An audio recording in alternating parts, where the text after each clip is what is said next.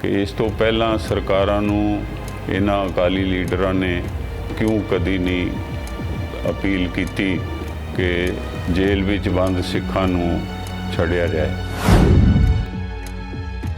जदों पंजाब विचों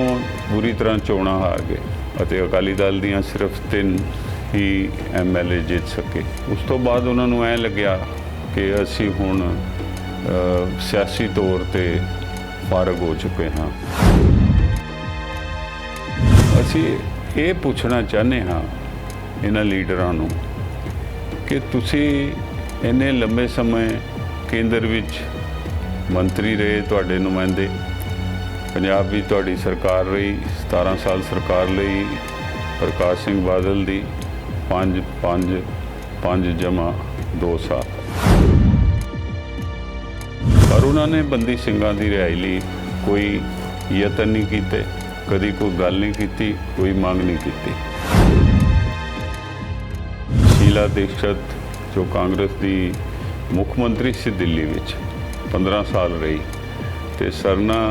परमजीत सिंह सरना उन्हां नाल बड़े अच्छे संबंध सन। इसी कांग्रेसी चीफ मिनिस्टर तो उस हाल का इनैगोरेशन कराना सिखां लई कितनी बेइज्जती की गल है कि जब कांग्रेस सरकार ने, इंदिरा गांधी की सरकार ने अकाल तखत साहब ते श्री हरमंदर साहब विच फौज भेज के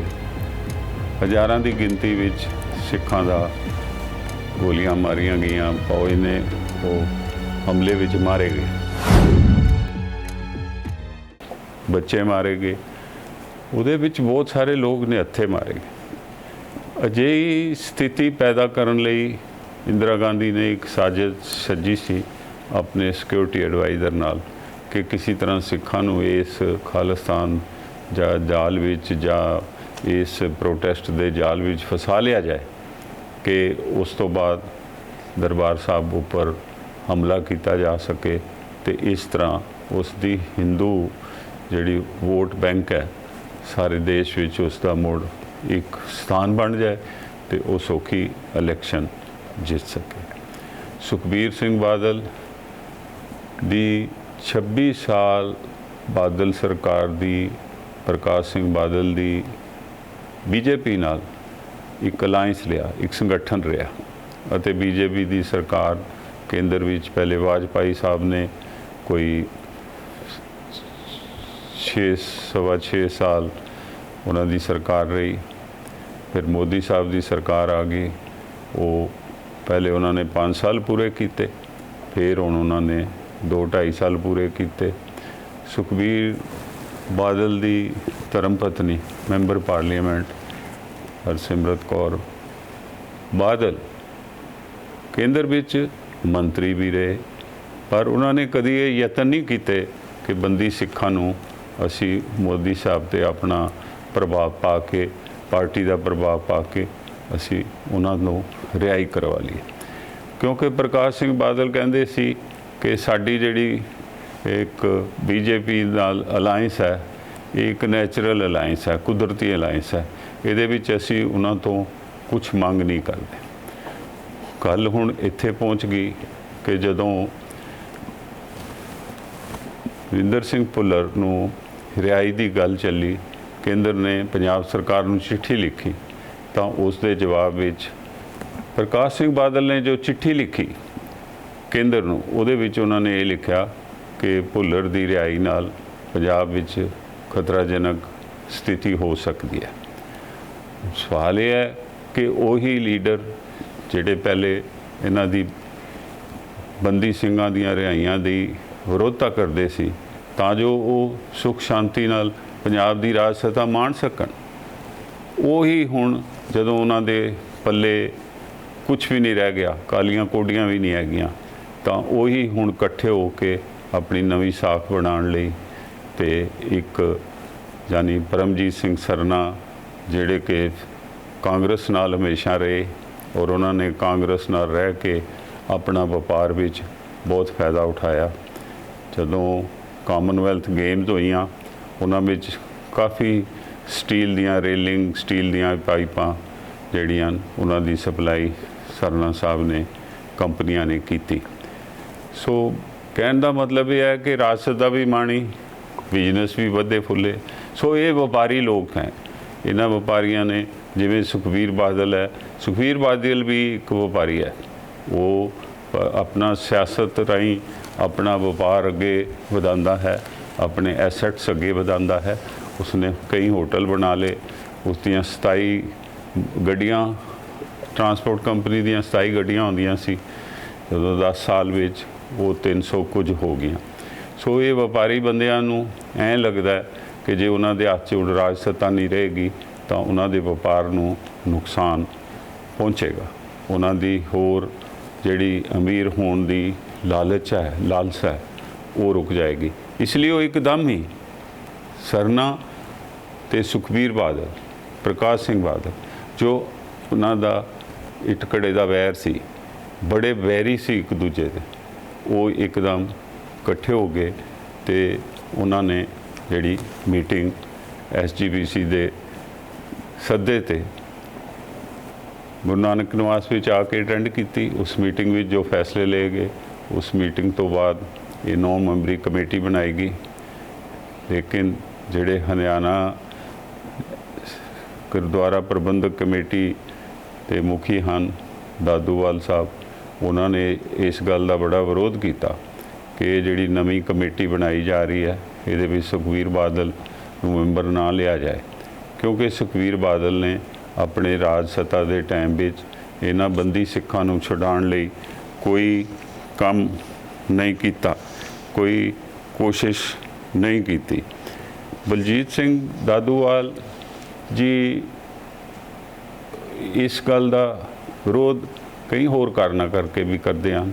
ਕਿਉਂਕਿ ਉਹਨਾਂ ਨੇ SGPC ਵੱਲੋਂ ਬਣਾਈ ਗਈ ਮੀਟਿੰਗ ਕਮੇਟੀ ਤੋਂ ਪਹਿਲੇ ਜਿਹੜੀ ਮੀਟਿੰਗ ਹੋ ਰਹੀ ਸੀ, ਉਸ ਮੀਟਿੰਗ 'ਚ ਇਹ ਗੱਲ ਕਿਹਾ ਕਿ ਜੇਕਰ SGPC ਦੇ ਪ੍ਰਧਾਨ ਨਿਰਪੱਖ ਹੋ ਕੇ ਚੱਲਣ ਤਾਂ ਹਰਿਆਣੇ ਦੀ ਕਮੇਟੀ ਉਹਨਾਂ ਨਾਲ ਪੂਰਾ ਸਹਿਯੋਗ ਕਰੇਗੀ। ਜੇ ਉਹ ਪਰਿਵਾਰਵਾਦ ਨੂੰ ਬੜਾਵਾ ਦੇਣ ਵਾਲੀਆਂ ਪਾਰਟੀਆਂ ਨੂੰ ਸਮਰਥਨ ਕਰਨਗੇ ਤਾਂ ਫਿਰ ਉਹਨਾਂ ਨੂੰ ਵਿਚਾਰ ਕਰਨਾ ਪਏਗਾ। ਸੁਖਬੀਰ ਬਾਦਲ ਵੀ ਉਸ ਵੇਲੇ ਸਟੇਜ ਦੇ ਪਿੱਛੇ ਦੁਆਰ ਨਾਲ ਢੋਲ ਕੇ ਬੈਠੇ ਹੋਏ ਇਸ ਗੱਲ ਨੂੰ ਸੁਣ ਰਹੇ ਸੀ ਕਿ ਦਾਦੂਵਾਲ ਸਾਹਿਬ ਨੇ ਕਿਹਾ ਕਿ ਸਾਨੂੰ ਇਸ ਗੱਲ ਦਾ ਵਿਸ਼ਵਾਸ ਦੇ ਸ਼੍ਰੋਮਣੀ ਗੁਰਦੁਆਰਾ ਪ੍ਰਬੰਧਕ ਕਮੇਟੀ ਕਿ ਉਹ ਪਰਿਵਾਰਵਾਦ ਨੂੰ ਵਧਾਵਾ ਨਹੀਂ ਦੇਗੀ, ਅਜਿਹੀਆਂ ਪਾਰਟੀਆਂ ਦਾ ਉਹ ਸਮਰਥਨ ਨਹੀਂ ਕਰੇਗੀ। ਪਰ ਧਾਮੀ ਸਾਹਿਬ ਅਜਿਹਾ ਨਹੀਂ ਕਰ ਸਕਦੇ, ਕਿਉਂਕਿ ਧਾਮੀ ਸਾਹਿਬ ਨੂੰ ਇਸ ਪਦਵੀ 'ਤੇ ਬਿਠਾਉਣ ਵਾਲੇ ਸੁਖਬੀਰ ਬਾਦਲ ਹੀ ਹਨ। ਧਾਮੀ ਸਾਹਿਬ ਨੂੰ ਇਸ ਲਈ ਇਸ ਕੁਰਸੀ 'ਤੇ ਬਿਠਾਇਆ ਗਿਆ ਸੀ ਕਿਉਂਕਿ ਉਹਨਾਂ ਨੂੰ ਇੱਕ ਪਛੜੀਆਂ ਜਾਤੀਆਂ 'ਚੋਂ ਨੇਤਾ ਚਾਹੀਦਾ ਸੀ, ਕਿਉਂਕਿ ਕਾਂਗਰਸ ਨੇ ਚਰਨਜੀਤ ਸਿੰਘ ਚੰਨੀ ਨੂੰ ਆਪਣਾ ਚੀਫ ਮਿਨਿਸਟਰ ਦਾ ਚਿਹਰਾ ਅਨਾਉਂਸ ਕਰ ਦਿੱਤਾ ਅਤੇ ਉਸ ਨੂੰ ਪੰਜਾਬ ਦਾ ਮੁੱਖ ਮੰਤਰੀ ਵੀ ਬਣਾ ਦਿੱਤਾ। ਸੋ ਬਾਦਲ ਪਰਿਵਾਰ ਨੇ ਵੀ ਚਾਲ ਖੇਡੀ ਕਿ ਉਹਨਾਂ ਨੇ ਬੀਬੀ ਜਗੀਰ ਕੌਰ ਨੂੰ SGPC ਦੀ ਮੈਂਬਰਸ਼ਿਪ ਪ੍ਰਧਾਨਗੀ ਵਿੱਚ ਉਹਨਾਂ ਨੂੰ ਦੂਸਰੇ ਸਾਲ ਦੀ ਟਰਮ ਦੇਣ ਦੀ ਥਾਂ ਧਾਮੀ ਸਾਹਿਬ ਨੂੰ ਲਿਆਂਦਾ। ਧਾਮੀ ਸਾਹਿਬ ਇੱਕ ਵਕੀਲ ਹਨ ਅਤੇ ਉਹ ਚੰਗੀ ਤਰ੍ਹਾਂ ਜਾਣਦੇ ਹਨ ਕਿ ਕੋਰਟਾਂ ਦੇ ਕਾਰਜ ਕਿਵੇਂ ਚੱਲਦੇ ਹਨ।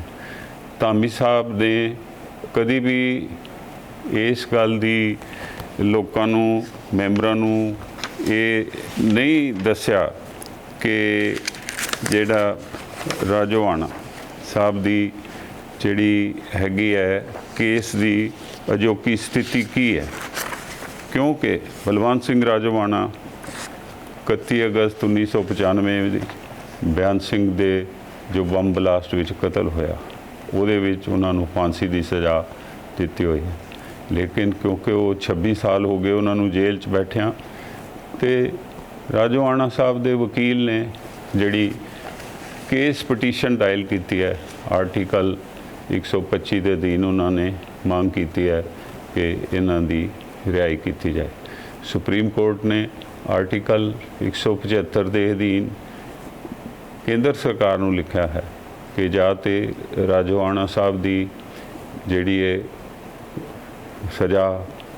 ਮਾफ़ की जाए ਜਾਂ ਘਟਾਈ ਜਾਏ, ਇਸ ਬਾਰੇ ਜੋ ਕੇਂਦਰ ਨੇ ਫੈਸਲਾ ਲੈਣਾ ਹੈ, ਇਹ ਫੈਸਲਾ ਲਾ ਕੇ ਦੇਸ਼ ਦੇ ਰਾਸ਼ਟਰਪਤੀ ਨੂੰ ਲਿਖਿਆ ਜਾਏ। ਹੁਣ ਤੱਕ ਧਾਮੀ ਸਾਹਿਬ ਜੋ ਖੁਦ ਵਕੀਲ ਹਨ, ਉਹਨਾਂ ਨੇ ਅੱਜ ਤੱਕ ਇਹ ਗੱਲ ਜਗ ਜ਼ਾਹਿਰ ਨਹੀਂ ਕੀਤੀ ਕਿ ਵੀ ਰਾਜੋਆਣਾ ਸਾਹਿਬ ਦੀ ਕੇਸ ਦੀ ਸਥਿਤੀ ਕੀ ਹੈ। ਸੋ ਪ੍ਰੋਫੈਸਰ ਦਵਿੰਦਰ ਸਿੰਘ ਭੁੱਲਰ ਜੋ ਕਿ ਬਿਮਾਰ ਵੀ ਹਨ, ਤੇ ਰਾਜੋਆਣਾ ਸਾਹਿਬ ਜਿਨ੍ਹਾਂ ਦੇ ਸਿਰ ਵਿੱਚ ਰਸੋਲੀ ਦੱਸੀ ਜਾਂਦੀ ਹੈ, ਉਹਨਾਂ ਨੂੰ ਜੇਲ੍ਹ 'ਚੋਂ ਛੱਡੇ ਜਾਣਾ ਬੜਾ ਜ਼ਰੂਰੀ ਹੈ। ਲੇਕਿਨ ਜੋ ਉਸ ਪਿਛਲੀ ਮੀਟਿੰਗ ਵਿੱਚ SGPC ਦੀ ਮੀਟਿੰਗ ਵਿੱਚ ਜੋ ਲੀਡਰਾਂ ਨੇ ਬਿਆਨ ਦਿੱਤੇ,